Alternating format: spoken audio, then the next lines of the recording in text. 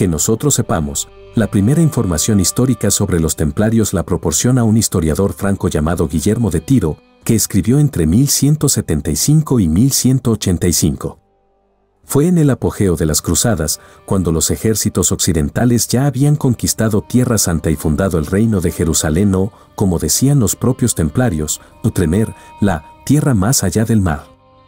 Pero cuando Guillermo de Tiro empezó a escribir, Palestina ya llevaba 70 años en manos occidentales y los templarios existían desde hace más de 50.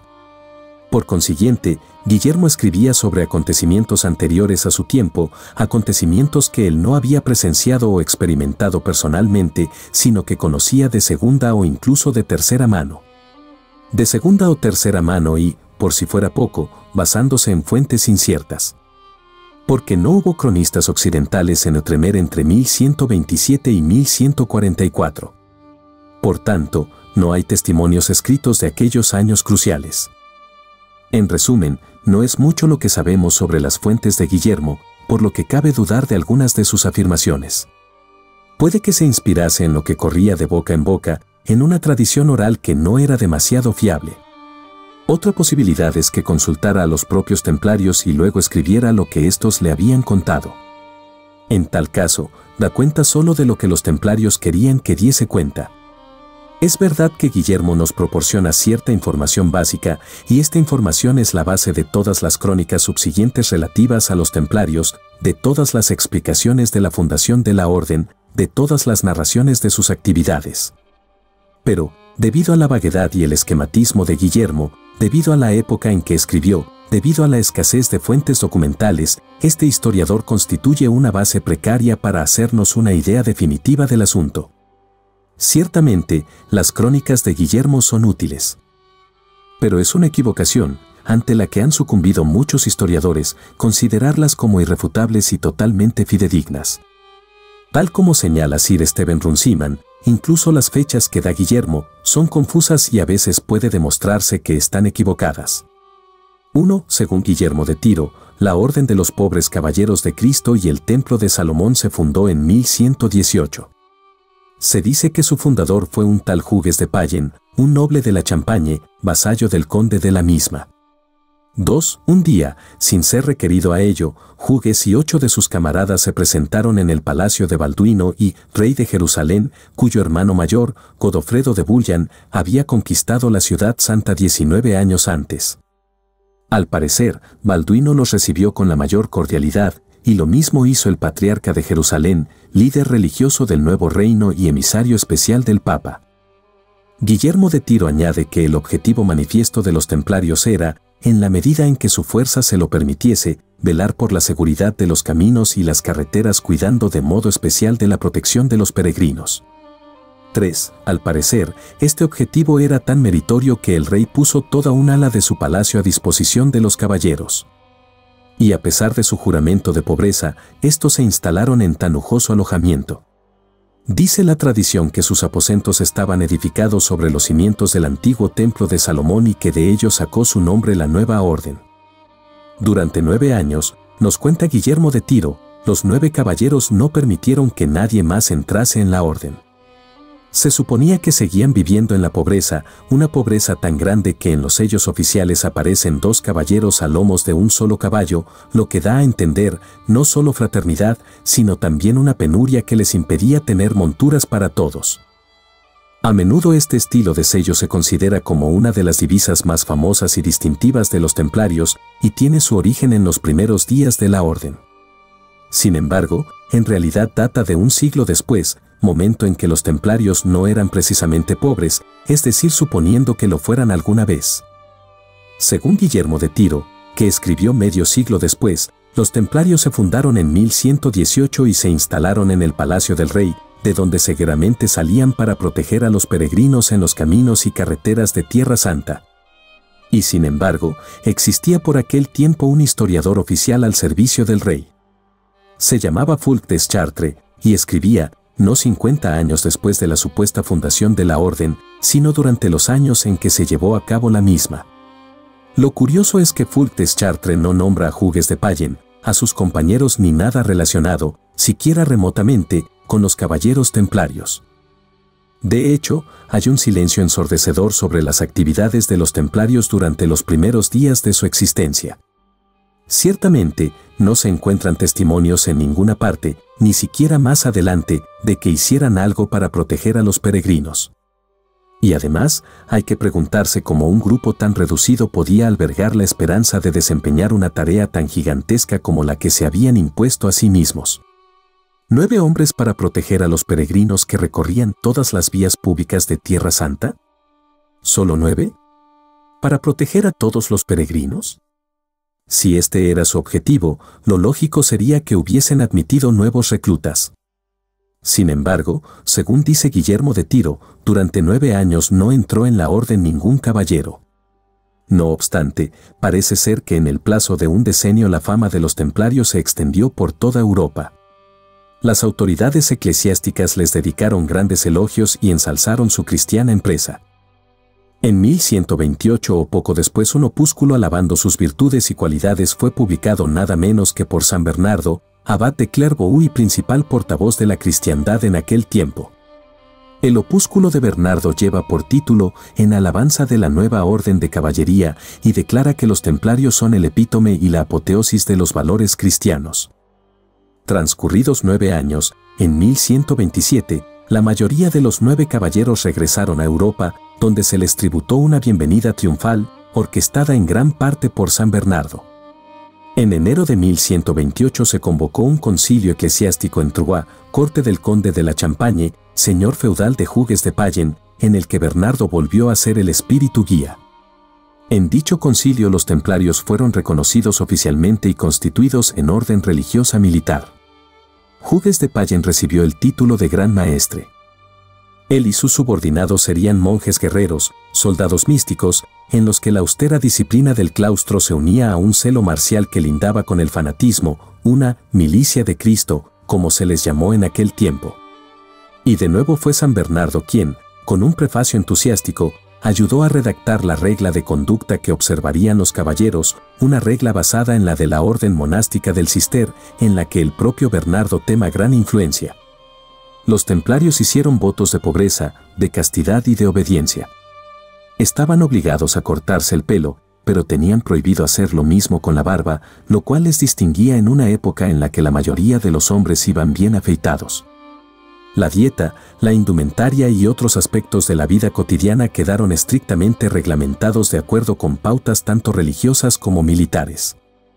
Todos los miembros de la orden tenían la obligación de vestir hábito blanco o sobrevesta y capa del mismo color, prendas que no tardaron en convertirse en el manto blanco distintivo que hizo famosos a los templarios. No se permite a nadie llevar hábitos blancos o tener mantos blancos, exceptuando a los caballeros de Cristo.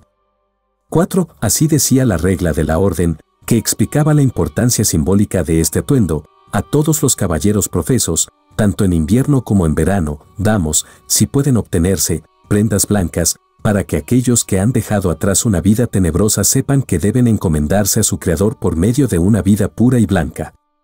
Además de estos detalles, la regla instauró una jerarquía y un aparato administrativos poco rígidos. Y el comportamiento en el campo de batalla quedaba estrictamente controlado.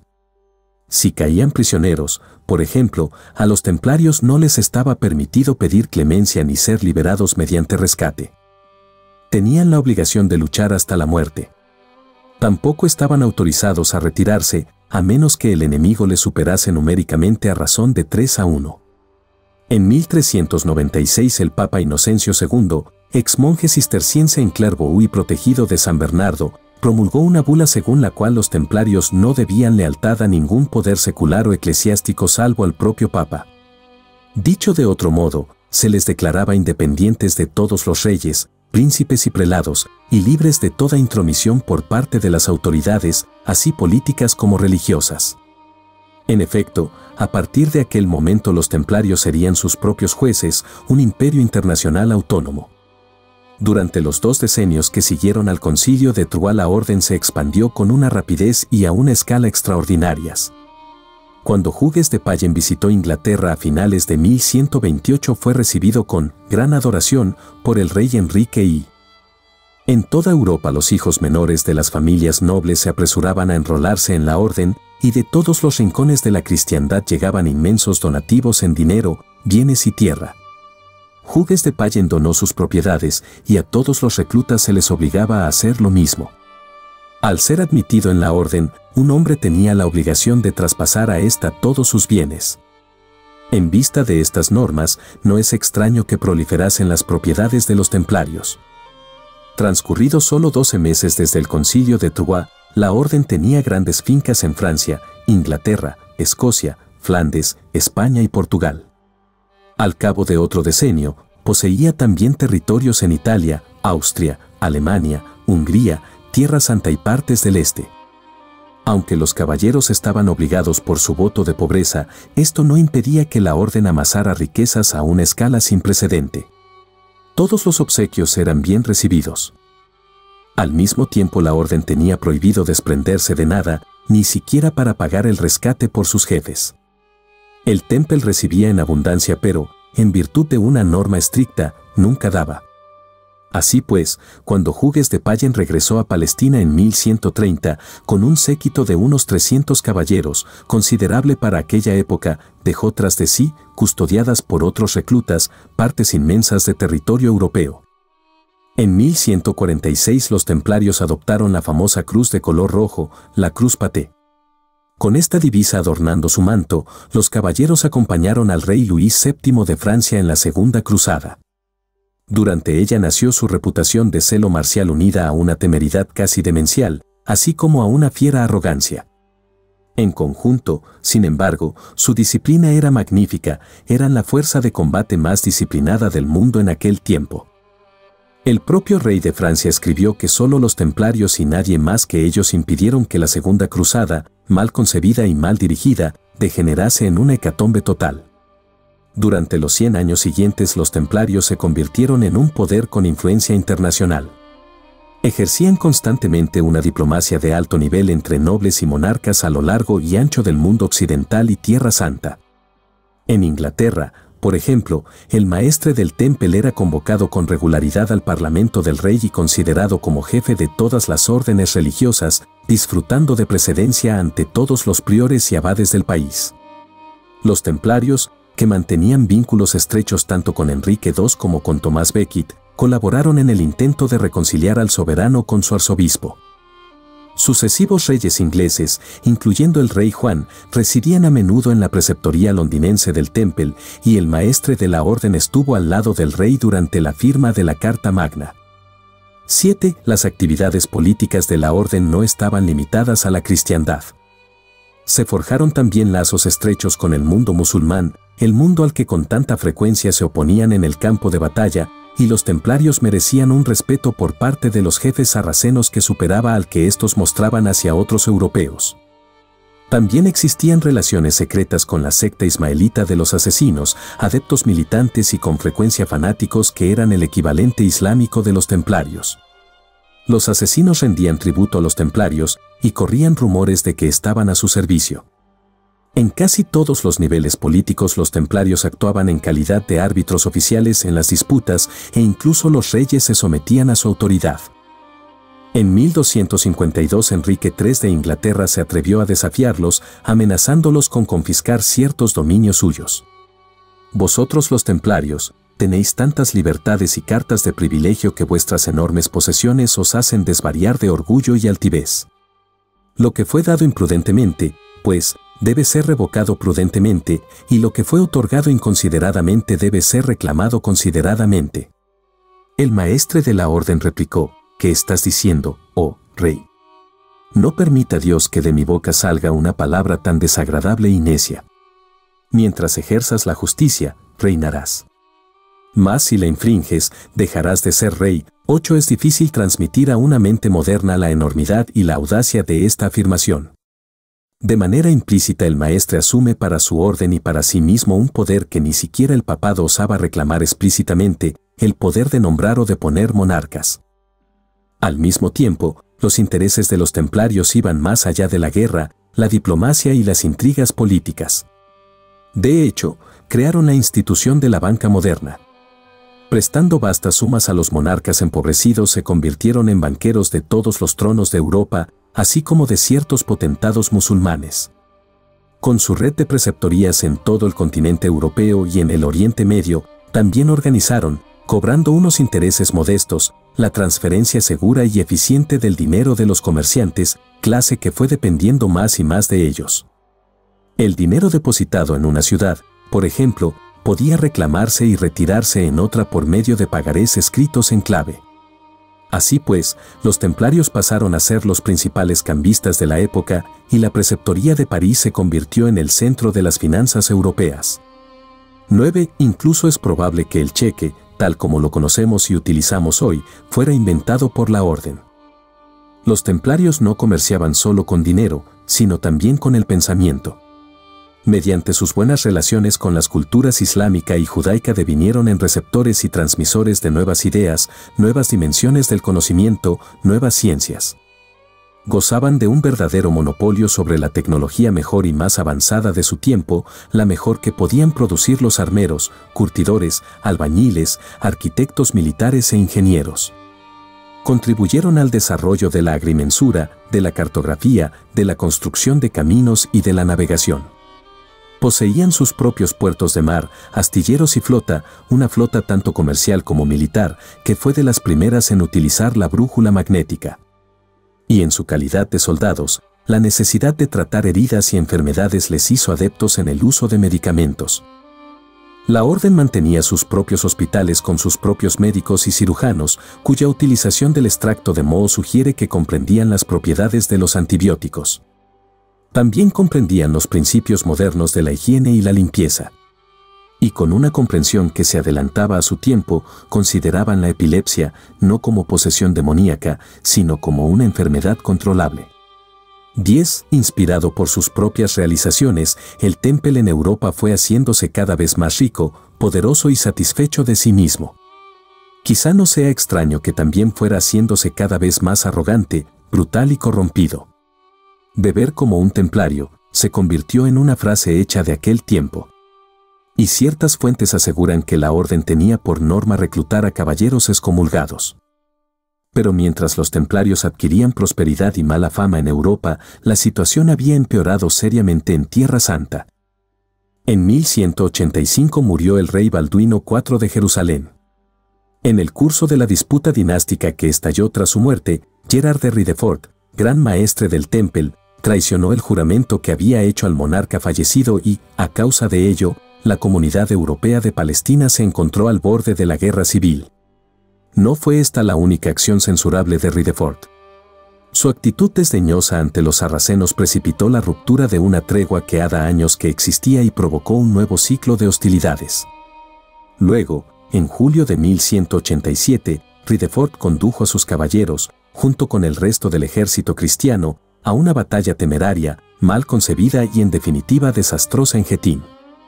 Las fuerzas cristianas fueron virtualmente aniquiladas y al cabo de 2 meses la propia Jerusalén, conquistada haría casi un siglo, volvía a estar en manos sarracenas. Durante el siglo siguiente la situación fue haciéndose cada vez más desesperada. En 1291 había caído ya la casi totalidad de Outremer y Tierra Santa estaba casi enteramente bajo el control de los musulmanes. Solo quedaba Acre, y en mayo de 1291 también se perdió esta última fortaleza.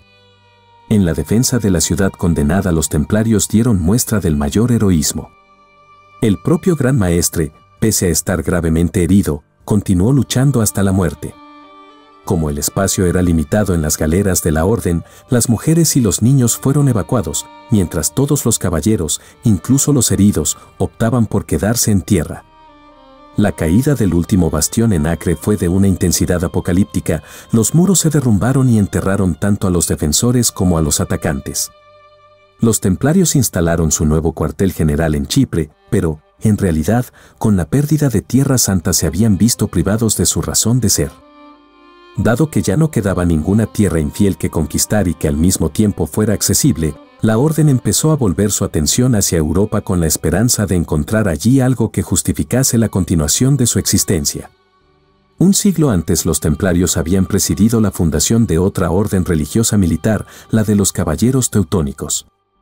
Estos actuaban en grupos reducidos en el Oriente Medio, pero a mediados del siglo XIII ya habían vuelto su atención hacia las fronteras nororientales de la cristiandad. En dicha región se habían labrado su propio principado independiente, el Ordenstaat u Ordensland, que abarcaba casi todo el Báltico oriental.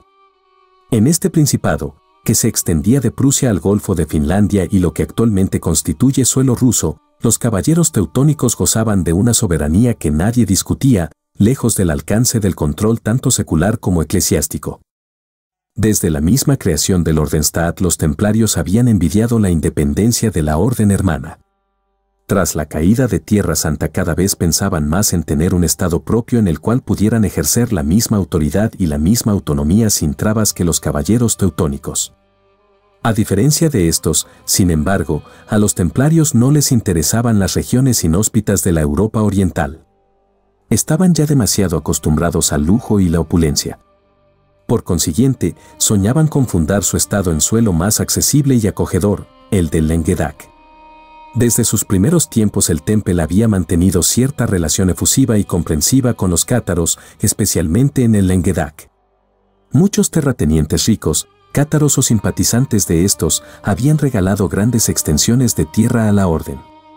Según un autor reciente, cuando menos uno de los cofundadores del Temple era un cátaro. Esto parece un tanto improbable, pero no hay ninguna duda de que Bertrand de Blanchefort, el cuarto gran maestre de la orden, procedía de una familia cátara. 40 años después de la muerte de Bertrand, sus descendientes combatían codo a codo con otros señores cataríes contra los invasores norteños de Simón de Montfort. Durante la cruzada contra los albigenses, los templarios permanecieron ostensiblemente neutrales, limitándose al papel de testigos. Al mismo tiempo, sin embargo, parece que el gran maestre del momento dejó bien sentada la postura de la orden cuando declaró que en realidad había una sola cruzada verdadera, la cruzada contra los sarracenos. Asimismo, el estudio atento de las crónicas de la época revela que los templarios ofrecían refugio a los numerosos fugitivos cátaros. A veces dan la impresión de haber empuñado las armas en defensa de estos refugiados. Y el estudio de las listas de la orden correspondientes a este periodo, hacia los inicios de la cruzada contra los albigenses, revela que numerosos cátaros ingresaban en las filas del Temple, donde ni siquiera los cruzados de Simón de Montfort se atrevían a meterse con ellos. A decir verdad, dichas listas muestran que una elevada proporción de altos dignatarios de la orden procedían de familias cátaras. En el Languedoc, los funcionarios del Temple eran con mayor frecuencia cátaros que católicos. Es más, los nobles cátaros que se enrolaban en el Temple no parecen haber recorrido el mundo tanto como sus hermanos católicos. Por el contrario, la mayor parte de ellos no habían salido del Languedoc, con lo cual habían creado para la orden una base estable, existente desde hacía tiempo, en la región. En virtud de su contacto con las culturas islámica y judaica, los templarios ya habían absorbido muchas ideas ajenas al cristianismo ortodoxo de Roma. Los maestres del Temple, por ejemplo, tenían a menudo secretarios árabes y muchos templarios hablaban el árabe con soltura por haberlo aprendido durante el cautiverio. Existía también una relación estrecha con las comunidades judías, con sus intereses financieros y con su erudición. Así pues, los templarios habían tenido contacto con muchas cosas que normalmente Roma no aprobaba. Con la entrada de cátaros en la orden empezaron también a tener contacto con el dualismo gnóstico, eso suponiendo que nunca antes lo hubieran tenido. En 1306 Felipe IV de Francia, Felipe el Hermoso, deseaba vivamente limpiar su territorio de templarios. Estos eran arrogantes y díscolos. También eran encientes y estaban muy bien adiestrados, por lo que constituían una fuerza militar mucho más poderosa y mejor organizada que las que el rey tenía bajo su mando. La orden estaba firmemente establecida en toda Francia y en aquellos momentos incluso su lealtad al Papa era solo nominal. Felipe no ejercía ningún control sobre la orden a la que debían dinero. Para él había sido una humillación tener que buscar refugio en la preceptoría del Temple al huir de las turbas rebeldes de París. Codiciaba la inmensa riqueza de los templarios, que había tenido ocasión de ver durante su estancia en su sede. Y habiendo solicitado ingresar en la orden en calidad de postulante, había sufrido la indignidad de ser rechazado altivamente. Estos factores, unidos, por supuesto, a la alarmante perspectiva de tener un Estado templario independiente a sus espaldas, bastaron para incitarle a actuar. Y la herejía fue una excusa oportuna. Ante todo, Felipe tenía que asegurarse la cooperación del Papa, a quien los templarios, al menos en teoría, debían lealtad y obediencia. Entre 1303 y 1305 el rey de Francia y sus ministros proyectaron el secuestro y la muerte de un pontífice, Bonifacio VIII, y muy posiblemente el asesinato por envenenamiento de otro, Benedicto XI. Luego, en 1305, Felipe logró que se eligiese papa a su propio candidato, el arzobispo de Burdeos. El nuevo pontífice tomó el nombre de Clemente V. Estando en deuda con la influencia de Felipe, el nuevo papa no podía rechazar las exigencias del rey. Y entre estas exigencias estaba la supresión de los caballeros templarios. Felipe planeó sus jugadas cuidadosamente. Redactó una lista de acusaciones, basada en parte en los informes de sus espías infiltrados en la orden y en parte en la confesión voluntaria de un supuesto templario renegado. Armado con estas acusaciones, Felipe pudo actuar por fin, y cuando descargó el golpe, este fue súbito, rápido, eficiente y letal. En una operación de seguridad digna de las SS o de la Gestapo, el rey envió órdenes selladas y secretas a sus senescales de todo el país.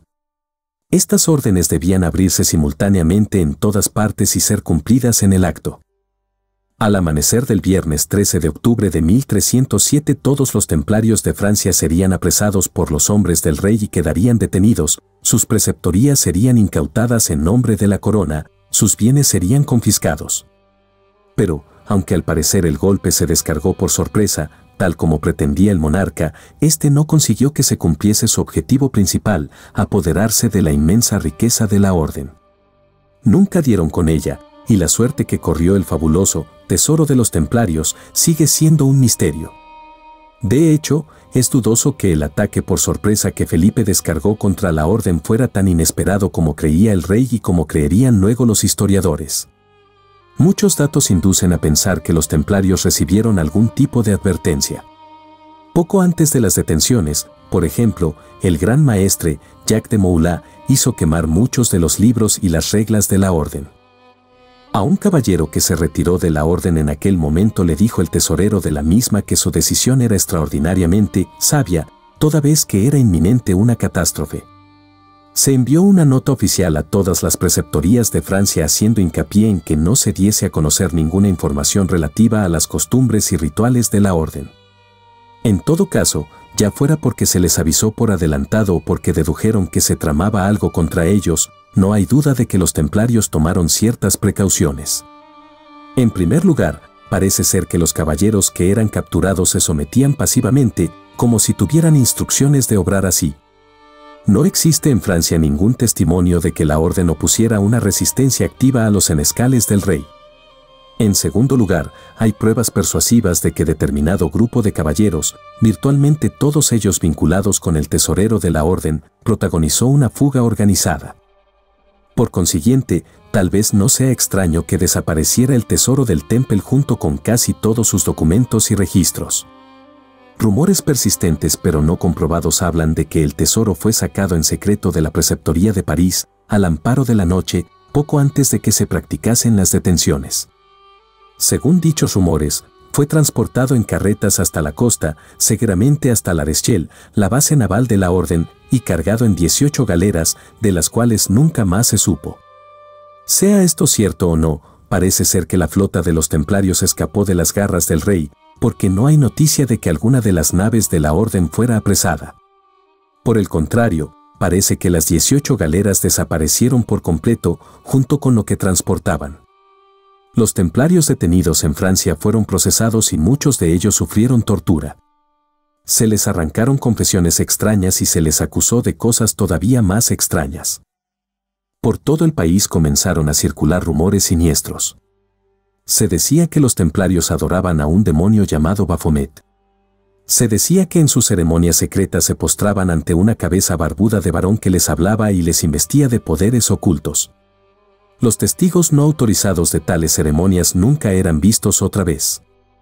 Y había también otras acusaciones todavía más imprecisas, de infanticidio, de enseñar a las mujeres a abortar, de besos obscenos a instigación de los postulantes, de homosexualidad.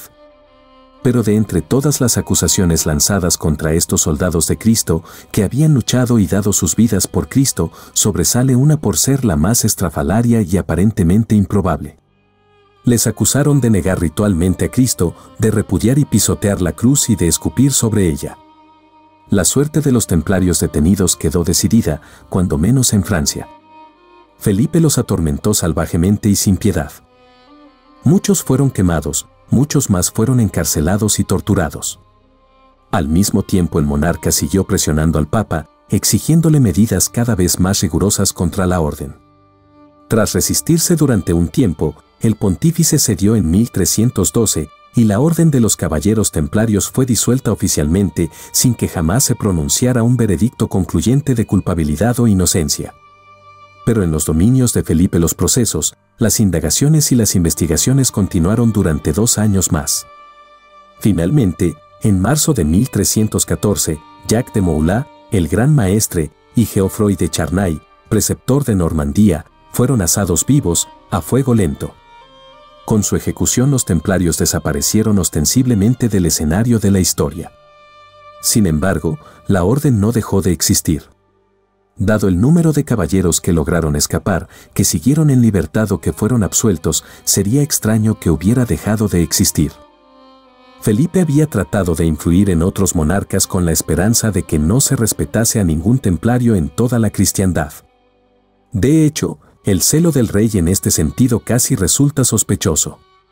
Quizás sea comprensible que quisiera librar sus propios dominios de la presencia de la orden. Pero no está tan claro por qué se empeñó en exterminar a los templarios en todas partes. Ciertamente, él mismo no era ningún modelo de virtudes, y es difícil imaginar que un monarca que había maquinado la muerte de 2 papas se sintiera sinceramente disgustado por las infracciones de la fe. ¿Era simplemente que Felipe temía la venganza de la orden si ésta permanecía intacta fuera de Francia? ¿O había algo más de por medio? En todo caso, su intento de eliminar a los templarios fuera de Francia no fue del todo afortunado. El propio yerno de Felipe, por ejemplo, Eduardo II de Inglaterra, al principio acudió en defensa de la orden. Más adelante, presionado tanto por el Papa como por el rey de Francia, cumplió sus exigencias, pero solo parcialmente y con tibieza. Aunque, al parecer, la mayoría de los templarios de Inglaterra se libraron por completo de la persecución, algunos fueron detenidos. No obstante, a la mayoría de estos les impusieron sentencias ligeras y nada más, a veces solo unos cuantos años de penitencia en abadías o monasterios, donde vivían en condiciones generalmente cómodas. Sus tierras fueron entregadas finalmente a los caballeros hospitalarios de San Juan, pero ellos se libraron de la sañuda persecución de que fueron objeto sus hermanos de Francia. En otras partes la eliminación de los templarios chocó con dificultades aún mayores. Escocia, por ejemplo, estaba a la sazón en guerra con Inglaterra, y el caos consiguiente brindaba pocas oportunidades de prestar atención a sutilezas jurídicas. Así, las bulas pontificias que disolvían la orden nunca fueron promulgadas en Escocia, por lo que en dicho país la orden jamás quedó oficialmente disuelta. Muchos templarios ingleses y, al parecer, franceses hallaron refugio en Escocia, y se dice que un contingente nutrido de ellos luchó en el bando de Robert Bruce en la batalla de Bannockburn en 1314. Cuenta la leyenda, y hay pruebas que la corroboran, que la orden se mantuvo como cuerpo coherente en Escocia durante 4 siglos más. En las luchas de 1688 a 1691 Jacobo II de Inglaterra fue depuesto por Guillermo de Orange. En Escocia los partidarios del apurado monarca Estuardo se sublevaron, y en la batalla de Killiecrankie, en 1689, murió John Claverhouse, vizconde de Dundee. Se dice que cuando recogieron su cadáver lucía la gran cruz de la Orden del Temple, y según se supone, no se trataba de una divisa reciente, sino de una que databa de antes de 1307. En Lorena, que en aquel tiempo formaba parte de Alemania y no de Francia, los templarios contaron con el apoyo del duque del Principado. Unos cuantos de ellos fueron procesados y exonerados. La mayoría, al parecer, obedeció a su preceptor, el cual, según se dice, les aconsejó que se afeitaran la barba, se vistieran con prendas seglares y se asimilaran a la población del lugar. En Alemania propiamente dicha, los templarios desafiaron abiertamente a sus jueces, amenazando con alzarse en armas. Los jueces, intimidados, los declararon inocentes, y cuando la orden fue disuelta oficialmente, muchos templarios alemanes hallaron refugio en los hospitalarios de San Juan y en la orden teutónica. También en España opusieron los templarios resistencia a sus perseguidores y encontraron refugio en otras órdenes. En Portugal la orden fue exonerada tras una investigación y se limitó a cambiar de nombre, pasando a llamarse Caballeros de Cristo. Bajo este título funcionó hasta bien entrado el siglo XVI, dedicándose a actividades marítimas. Vasco de Gama era Caballero de Cristo y el príncipe Enrique el Navegante era gran maestre de la orden. Los barcos de los Caballeros de Cristo navegaban bajo la conocida Cruz Paté. Y fue bajo la misma cruz como las 3 carabelas de Cristóbal Colón cruzaron el Atlántico y llegaron al Nuevo Mundo. El propio Colón estaba casado con la hija de un ex caballero de Cristo y pudo utilizar las cartas de navegación y los diarios de a bordo de su suegro. Vemos, pues, que los templarios sobrevivieron de diversas maneras al ataque del 13 de octubre de 1307. Y en 1522 los descendientes prusianos de los templarios, los caballeros teutónicos, se secularizaron, repudiaron su lealtad a Roma y dieron su apoyo a un rebelde y hereje insolente que se llamaba Martín Lutero. 2 siglos después de su disolución, los templarios, aunque fuera de forma indirecta, se vengaban de la Iglesia que los había traicionado.